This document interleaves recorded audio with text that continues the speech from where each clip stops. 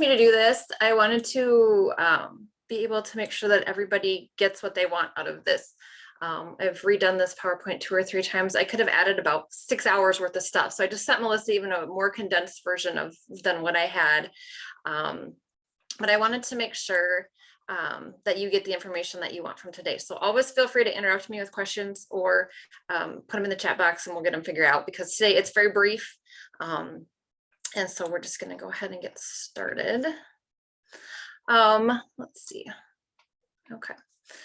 Just some quick facts on behavior, some things that we know, some things that as we go through any type of behavior analysis, whether it's a school-wide behavior analysis and you're looking at all your kids, whether it's a targeted group or an individual student, we know that problem behavior continues to be one of the biggest issues that we have with kids and kids as they grow into adults, and how they are viewed in the community and how they are accepted in the community. And when we look at people holding down a job, people being able to be successful in a living situation, we know that behavior is one of the biggest reasons that those things don't work out. Employers can teach skills, employers can teach the work that needs to be done, but it's very hard for them to teach being on time, working with coworkers, being respectful. All those things are expected to come with the person into those positions and not have to be taught once they're there. So that's kind of, it falls on the schools then to make sure that those things are taught. And another thing we know is that behaviors are a form of communication, and kids, whether they're 2 years old or 22 years old, being able to communicate appropriately can be a struggle for some people. So we know that as we go through our behavior planning and things that we're going to need to do, either school-wide or targeted, that we're going to need to keep those things in mind. And when we look at behaviors, we know that most problem behaviors start as a reaction to something in the environment. Something happens, we have students whose coping systems become overwhelmed and they display a behavior. How we react to those behaviors as adults determines whether that behavior will continue for that student. And one of my favorite things to go back on is those kids who maybe have a bad day at school, something happens, and they get sent down and they have to call mom or dad. And it turns out that calling mom or dad might be very reinforcing for the students. So maybe a week or so later, the student's having a bad day and maybe he wants to call mom or dad at home. So he thinks, oh, well, I guess, if I pull Sally's hair or if I refuse to do my homework, I'm going to get sent down to the principal's office and get to call mom or dad. And if that behavior works for him again, we have set a really good behavior trajectory for this student. So that's something that we definitely need to keep in mind as we are going through, again, any level of behavior, of shaping behavior. We need to make sure that us as adults are not reinforcing the negative behaviors that we're trying so hard not to see. So we look at some of the traditional approaches versus kind of a tiered support for students within the school. Those traditional approaches have always kind of focused most of their efforts on those tier 3 students, those students who need individualized behavior programs. We know that if we do a tiered approach and focus on all students and getting all student supports, much more of our focus can be put back on teaching time instead of having to work so hard on behaviors. We don't want to wait for students to need those intensive interventions. We know the more intensive a student is in the intervention continuum, the more it's going to take, the more time, the more money, the more resources we're going to have to put into the students. So we really want to look at how can we ensure that interventions are put in as early as possible. And we, again, smallest, traditional, we had the most amount of time for the smallest amount of students. We want to work smarter, not harder. We want to spend more time on teaching in the classrooms as opposed to dealing with behaviors. And we want to make sure that we're using data. A lot of our tiered schools that are using tiered interventions focus on data all the time. We are continually asking them to check their data. What's it saying? And we want to, again, make sure that our focus is on instructional time and increasing that for all students. So one of the things that we need to ask ourselves is, do we need a formal plan for this kiddo? And just to think about how many formal behavior plans or students on an IEP can a teacher, a general ed teacher, work with in a classroom if they have 25 kids and they have 5 kids that are on a behavior plan or on an IEP that has behavior goals. That teacher cannot implement those with fidelity. We know that that's not possible. 1 to 2 maybe is a limit for most teachers. You have some really good ones who can probably juggle, all the plates and do all the things and work with 5 or 6, but those teachers are rare. And in a lot of those cases, the rest of the kids in the classroom may be losing out on instruction time. So we want to look at changing some of the simplest things first. We're always going to continue to document things as we go along, and we're always going to continue to look at our data and collect that data. So when we talk about universal supports, we're talking about all kids, all teachers, all staff within our buildings. Everybody at some point in time is going to need support. You might have a straight A student who's going along in 8th grade and something traumatic happens in their life, and all of a sudden you see their behavior trajectory dropping. If you have supports in place that you can immediately get to that student, you're going to see a lot better success with that student. So strong universal supports are very important. Some examples of things that are considered universal supports. Again, this is not everything. These are just some of the kind of high points that we really encourage, whether it's a school-wide or it's your classroom-wide, things that you have in place. And those are just making sure that you, and I'll go through each one of these separately, but making sure you have expectations and rules set, making sure that there are procedures for just about everything, making sure that there are procedures in place to teach the expectations and procedures, having a behavior management plan, specific feedback and reinforcements, and data collection. So we'll go through those separately here. For those of you who are a PBIS school or have implemented some sort of tiered system within your building for behavior, you know all about school-wide expectations and rules.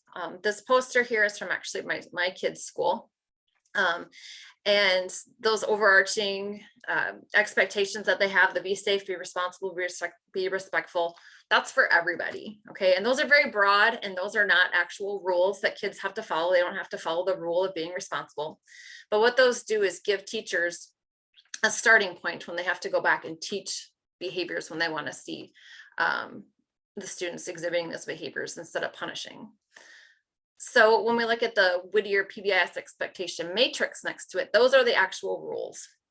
And whether it's your school-wide or just within your classroom, having these written out and posted so kids can see them, so teachers can go back and reference them, is going to be huge when it comes to getting rid of some of those little annoying behaviors that become big annoying behaviors as the school year goes on. These things are meant to make sure that things are in place so all students can be successful, have something to fall back on and say, nope, look here, this is how we are safe in the cafeteria. This is how we are respectful in the bathrooms. Have you been doing this? Can you show me how to do that? These things are not just posted, and I'll talk a little bit about teaching them here in just a second. Another important thing that I don't think when teachers are going through and when they're in college and they're going through some of their pre-service and all that, I don't think that classroom procedures are taught to them or the importance of them are taught. So then we get some of these new teachers who come in and they don't realize all the different things that need procedures for students, especially when you have those little kids who are, even if they're 2nd, 3rd grade and they've gone to school for a few years, they forget. Summer sucks knowledge from children's heads, and they come in and they're relying on those teachers to tell them what to do. And if they don't tell them what to do, they're going to make up stuff. So we need to make sure that teachers have classroom procedures for all areas in their classroom, for all situations. All students are taught them, and making sure that throughout your building, all staff have procedures in place. So when students are, sometimes you have to switch teachers. Sometimes a teacher has to cover for another teacher, or there's a substitute teacher, or there's a para that's going between classrooms. Everybody needs to be aware of the procedures so that everybody can, so that kids can be successful and that the staff are able to support that. So if you're looking, what areas need a procedure? If you have a teacher that says, oh my gosh, lunch is driving me crazy, or getting these kids Snow pants and snow boots and all that fun stuff on to go out for recess is driving me crazy. Then you need a procedure for that. And write those procedures down, work through them as an adult. Okay, here's the steps that I need to take. What do the kids need to do? It needs to be very explicit, especially for little kids. But some of the things that people don't think about, how do I gain attention in your classroom? Do I yell out? Do I have to raise my hand? Do I wait for you to call me, or do I just raise my hand and blurt out? Obtaining materials, how do I go pick up my art box before we go to art class? Finishing early. What if I finish my work early? Do I get to get up and walk around the classroom, or should I find a book or find something to color? What do I do if I arrive late for class? So you're looking at those middle school, high school kids who are maybe tardy for class. Do they have to go directly down to the they come in and then I will talk to you after class? What does that look like? For any students, making sure that there's procedures for that. Contacting parents, if you have things in place where there are consequences, and those things are, we're going to contact your parents, or if you're using contacting parents as a positive reinforcement, what does that procedure look like? What is involved with getting to call the parents if you're having a good day? When do we do that? But all those things need to be taught. And that's the big thing. It's not enough to just have them written down. It's not enough to just refer back to them every once in a while. But teaching procedures and expectations is huge. And teaching gives you a much higher probability of success than just telling the students. I wouldn't just tell a student to, how to multiply or divide. We would just say, you put this here and then you do this and this. We would teach them over and over until they understood what it looks like to multiply 3-digit numbers or whatever. We have to do the same thing for behavior on all levels. And I have to include this in all of my presentations. It's one of my favorite things. We do this. I do it with my kids all the time. I forget, they don't know. I need to teach them. It drives me crazy when my kids don't washer, because that's where they go. They go on the bottom. I know that. Everybody in the world knows that. My kids don't seem to know that. And I get upset with them when I see the plates on the top of the dishwasher. You know why? Because I haven't told them that that's where I want them to go, is on the bottom. I did not teach them that. And as soon as I did, I said, they go on the bottom. They understood it. And now my life's a lot easier. But this is just something that we need to think about. Math, and we try to teach our kids how to drive, and swimming and all those fun things. But we really need to take a step back and work on teaching the behavior. And teaching those behaviors, we know we have a higher probability of success with kids, as opposed to a kid makes a mistake, we send them down to the office. 15 minutes later, the principal gets to them. Ask the kid, what did you do wrong? Kid probably says, I don't know. Some kids honestly don't know what they did wrong. It drives principals crazy. I know, when they get a kid and they don't have a slip that comes with them, and why are you in my office again? And the kid says, I don't know. Sometimes they really don't know. That's a very unproductive meeting. And so when we can just take a 30-second time to reteach some behaviors that we want to see, they're going to be a lot more effective, and kids will be more successful. And if we don't teach them, they will learn behaviors somewhere. And I always go to the example of my daughter, who, as a 6th grader, 6th grade is so crazy anyway. And first day of school in the 6th grade lunchroom, there's 300 kids in there, no procedures, nothing has been taught. In elementary school, they did it this way. So, what do they resort back to? What they kind of think they remember from 3 months ago. And my daughter is standing there with her class, and they look over, and as they're going in, the 8th graders are leaving. And the 8th graders also have not been taught procedures on how to go through a lunch line. And they're taking their trays and banging them on the garbage can, and food's flying everywhere. And they're throwing stuff up on the counter instead of stacking it. So that's what the 6th graders are going to do. They have been taught by these cool 8th graders, because, by the way, 6th graders think 8th graders are totally cool. And they're going to do everything that they do. So as these 6th graders go through the line, guess who's getting in trouble? All these little 6th graders. No, we don't do it this way. No, we have to do it this way. You need to go down to the office, blah, blah, blah. And we really were expecting them to do things that they had not been taught. So luckily, they were in a school where they figured it out pretty quickly that, oh, we need to walk these kids through it multiple, let them practice.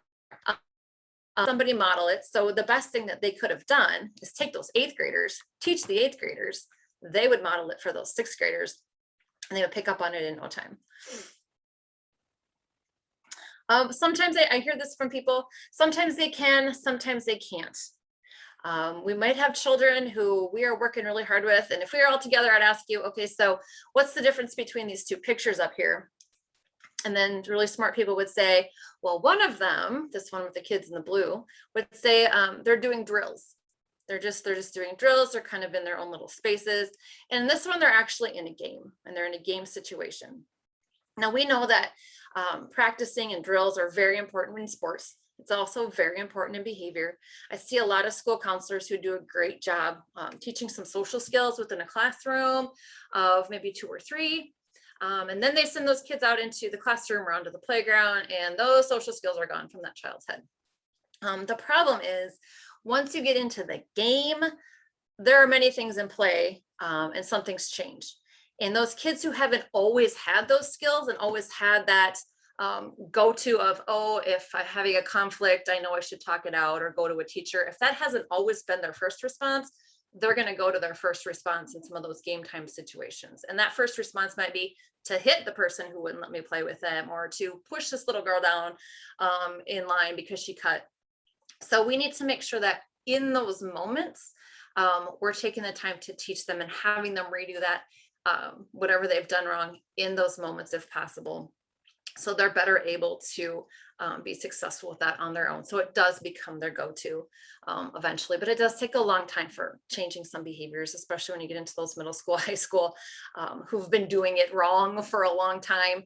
It can be challenging, but using those naturally occurring situations can be very, can help kids be successful a lot faster than just trying to teach skills in seclusion. I'm having a behavior management plan. Again, this is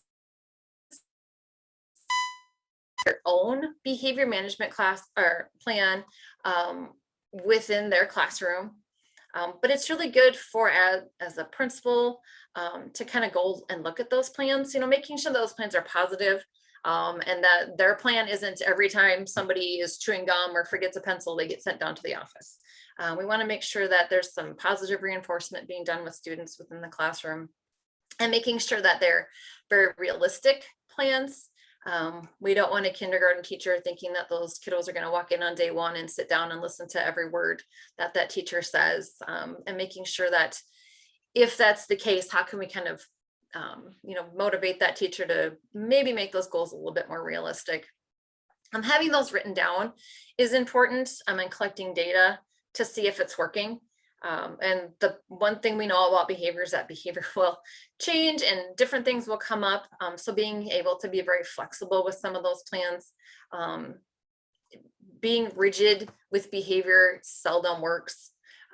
Kids will win. If there's a wall and there's buttons to be pushed, the kids are going to win. So how can we be flexible and have the teachers continue to have that behavioral control within their classrooms, but still giving students the ability to make mistakes and learn from them.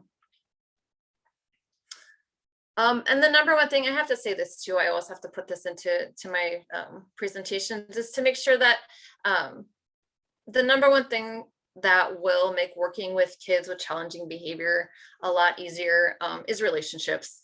We always have to time to form relationships with students. Kids will work harder for you if they know that you genuinely care about them.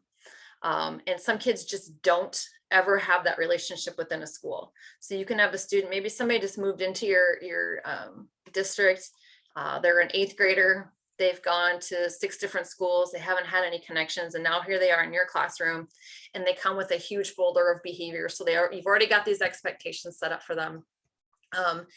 And being able to help those students feel comfortable within your building, giving them some sort of relationship. I've talked with people who have kids who move back in from like an out of district placement. Maybe they've been at McCrossen's Boys Ranch for a year. And then they're just suddenly back in your building on December 13th. and now we got to do something with this kid. Don't put that kid in the classroom and expect them to learn math that first day. Put them with somebody who can maybe sit with them, have some conversations with them, eat lunch with them, maybe do a couple fun things to let that student know that you're welcome here. Otherwise, you're just going to end up with that kid sitting in the office all day. It takes a while for those kids to trust, and building those relationships is going to be very important. This is something that Randy Sprick, who is a genius in the world of behavior, and he's been to South Dakota and done some presentations for us. He had said, what about those kids that you just don't like?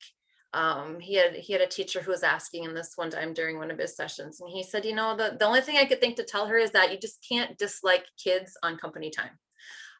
Between the hours of 8, you maybe don't have to like them when you get in your car.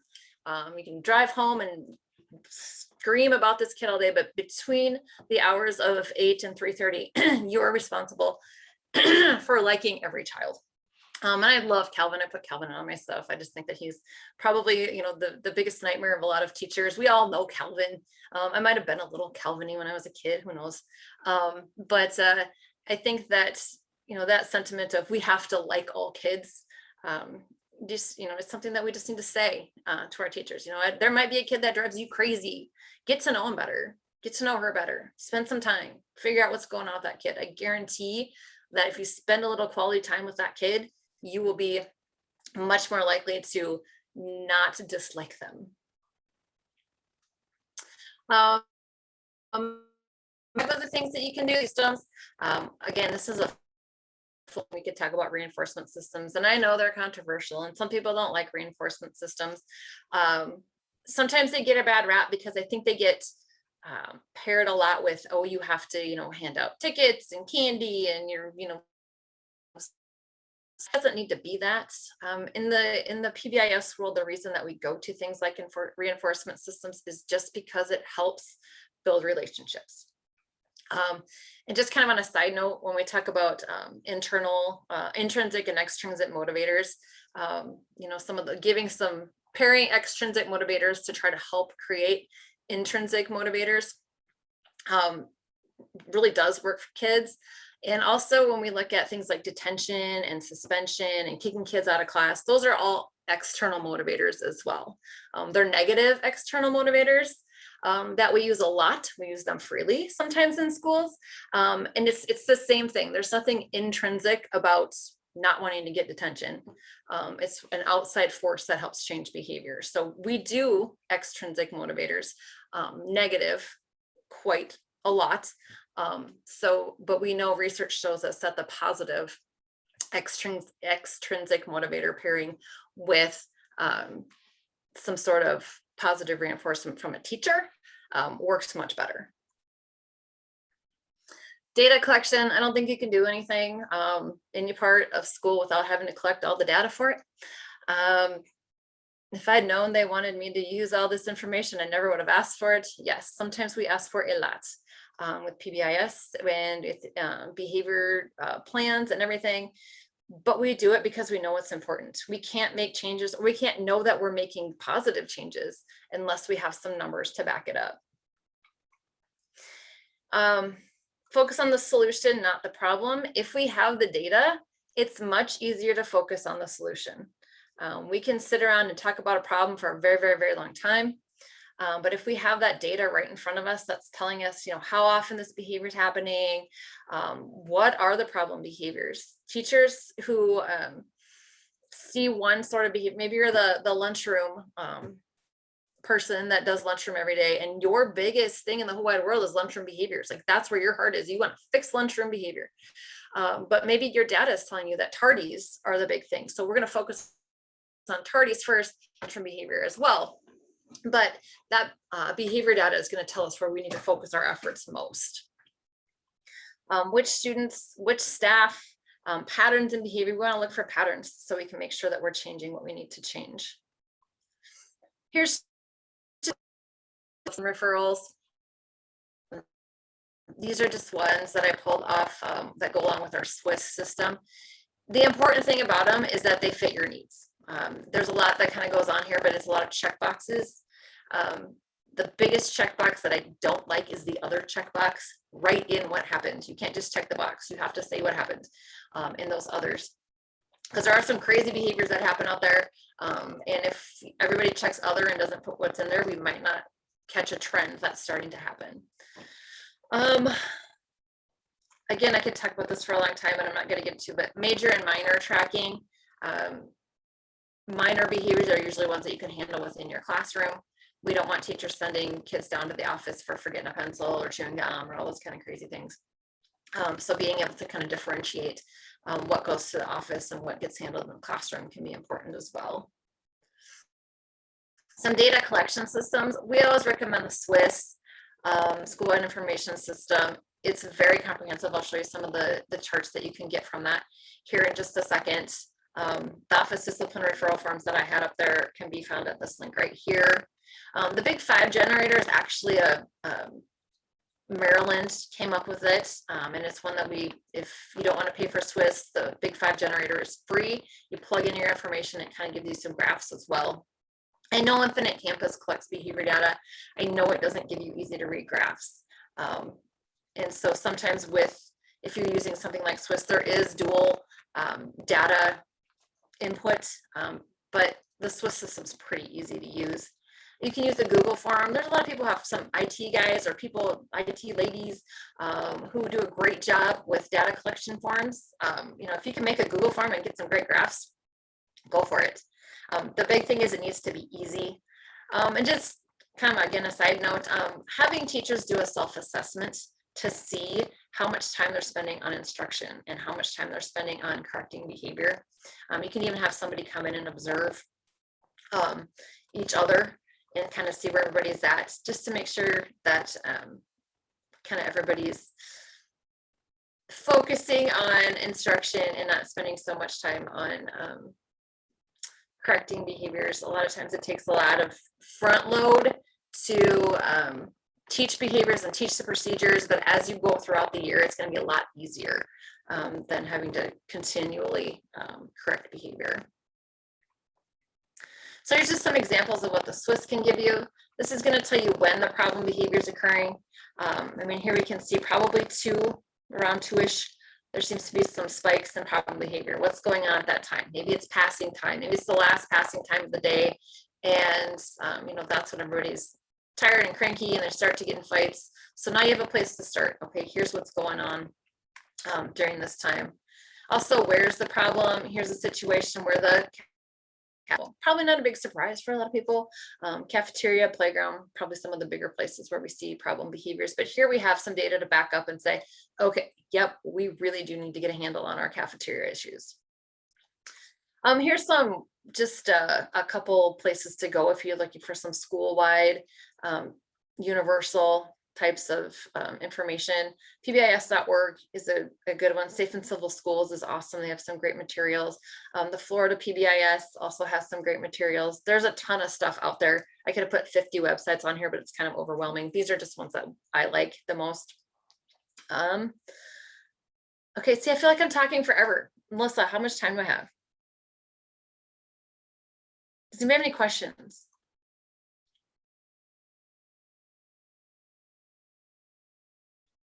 The dead silence.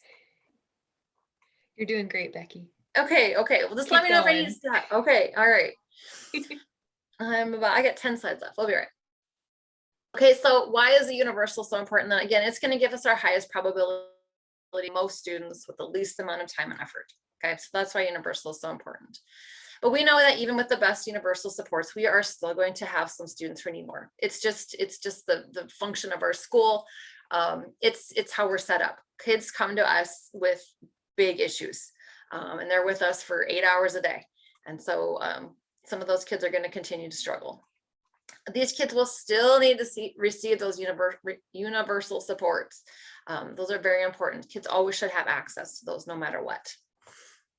But if our data is showing us that, student 38459 is struggling a lot, and maybe some of his little friends here at the end of this graph are having some problems, maybe these kids need a little more support. These kids are seeing the office a lot. We're going to check our data and we're going to say, okay, here's what we think is going on with these kiddos. We're going to need to get them some of these a little bit more targeted supports. The idea behind having these supports is that we're going to be able to get these in place very rapidly. As soon as we start seeing, a kid who hits probably 4 office discipline referrals, depending on the school, depending on what you're working with. But if you have kids who are seeing this many office discipline referrals in a month, you're going to want to get them a little bit more help. Some small intervention, individualizing. But again, remembering that we're still receiving those tier 1 supports. Some examples of targeted supports. We're going to increase instruction and practicing of social skills. Again, we're going to try to do this as much as we can within the classroom. But if we have a student who's getting all these office discipline referrals and not being taught the proper way to handle situations, we're going to start there and see if we can maybe get those supports kind of in those real life times when the behaviors are happening. Increasing positive adult interactions. Does this person, these kids that are in this group, do they have some positive role models within the school? Do they have a teacher or a para or the principal or somebody who works in the cafeteria, anybody that they have a positive relationship with that they can kind of, help foster some good behavior with? We're going to increase pre-corrections. Anita Archer, if you expect it, pre-correct it. We're going to be doing this for these kids. If we know these kids are going to have a bad time on the playground or have a bad time in the lunchroom, before they go into the lunchroom, we're going to reteach some of these behaviors. Increase access to academic supports. We're going to be looking at the whole child here. Brandy's going to talk about her, some of the academic interventions. Do these students who are having problems, are they not understanding the material? Are the behaviors a result of them just feeling dumb? We know that kids who feel dumb act out in class because they would rather look cool than look dumb. And it's just how kids are. My daughter says it all the time. That's kind of just how it is in the high school world that she's in right now. So can we increase some access? We're going to take a look at their grades and see where they're at. Check-in, check-out is a wonderful program. I could, again, talk for a day on that. But there's information out there on it, or we can talk more about that. People have questions. SAG groups, if there are a bunch of kids who are struggling with, conflict resolution or how to work in groups, can we bring those kids together and give them a little extra time? Anger management groups also. And these supports right here are meant to be faded over time.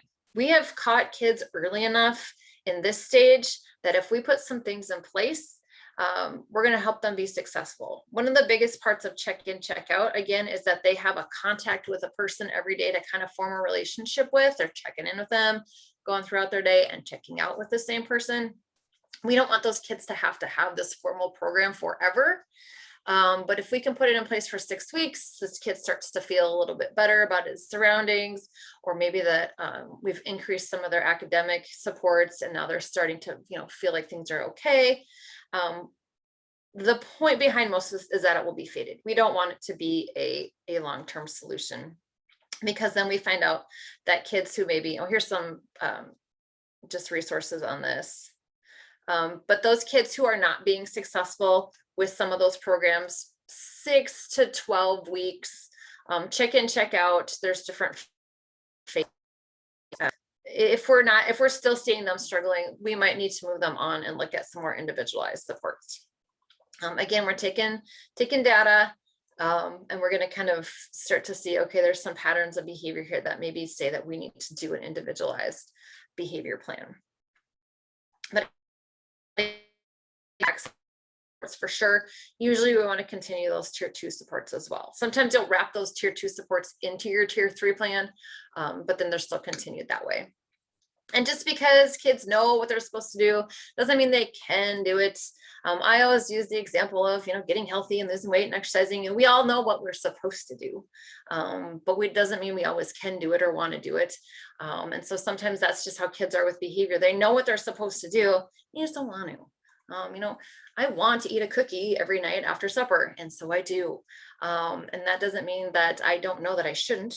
It just means that I don't want to. So we have to think about that with kids. We have to remind ourselves of that a lot. Let's see. So if we're moving on to this third stage, we probably need to do a formal functional behavior assessment. And with that, I will always tell you, you need to get permission. Get permission from the parent. Let them know you're going to be collecting some behavior data. You're going to be trying to figure out the why of the behavior. Now, this isn't necessarily like doing a Connors or any type of formal evaluation. This is going to be where you're collecting data on the student on usually a particular behavior. We try to keep it to one behavior at a time, sometimes two, but usually if you take your worst behavior that you see out of a kid and you work on that, you'll see some other things fall in place. Again, a lot of that is you're having a relationship now with this kid because you're doing some more one-on-one work, and some of those other behaviors kind of subside. Let's see. I'm just going to show you. These are just some examples of behavior collection tools for data. I think this one, the first one's on our website. You can Google it. You can find a million different things. Again, make sure it's something that fits your needs and what you want. You can customize things so they fit your needs. You want to make sure that you're putting some sort of time limits on it, so you know that, okay, I need to get this data collected within the next 5 days. If they're coming to you, and here's kind of where that special education, general education collaboration should start. For sure. Sometimes it's at tier 2, but right here we end up make sure, because usually they're getting referred at this time. Making sure that community on the special education end, I need this data by this time. Giving, if as a special education person or whoever wants to collect this data, if you give that general ed teacher the form, instead of making them go find something or saying, oh, print this out, if you hand it to them specifically and set it on their desk and maybe give them a little, chunk of chocolate or something to go along with it. Can you please get this to me by this date? It'd be awesome. And making sure that gets collected in time for you to kind of look at it before the meeting would happen. Again, the first thing I'm going to say when we talk about individual supports ideas is we have to foster relationships. A big part of this is having that child be part of the planning process. Kids are a lot more likely to do something if they're included in the planning process, as opposed to a room full of adults just sat around and came out with this piece of paper and now I'm supposed to do this. Those really aren't the best ways to go about getting a child to change their behavior. Taking a break system. A lot of our kids are just overwhelmed. They need to learn how to take a break, and that's a whole nother 2-hour presentation. Cueing systems. We want kids to be able to regulate their own behavior, but a big part of that is you have to put a cueing system in place to kind of let them know that you're seeing it, and then they start to recognize it, and then they can start to calm themselves down. Picture schedules, any type of schedules really. Individualized reinforcement systems, having kids chart their own positive behavior. Little kids love to see, oh, look at, here I'm doing so good, I'm climbing the ladder, or whatever it is they're doing. Kids really like that kind of stuff. Then those are just some quick, easy ideas for individual supports. Here's a lot of interventions. Websites. I love the Pent website. It's a little old. I keep hoping she's going to update some stuff on there. I don't know. But it's tried and true. It's good stuff. It works. Challenging behavior. What Works Clearinghouse, Intervention Central, all these have some great ideas in them. I don't know, Melissa, I wasn't sure. I wanted to make sure I got, to what you wanted or what everybody wants to know. I could talk about behavior for days. So if anybody has questions, we can certainly, go through some troubleshoot some things, or if you want to set up just kind of a one-on-one time with me, feel free to get in contact and we can, hash some stuff out. I have great resources. I have some great coordinators that I work with who have been there, done that, know what they're going, what needs to be done. So just let me know. I don't feel like I've taken a breath for like half an hour. And we can, when we do breakout groups, maybe some things will come up too that people have questions for. Thank you, Becky. You're welcome. How do I unshare my screen? Hey, Brandy, you ready? I am ready. Yes. You're gonna have to wait for Becky to figure out how to unshare her screen. What do I need to do? Stop share. There we go. There you go. Remember, you have the Padlet too. So as we're switching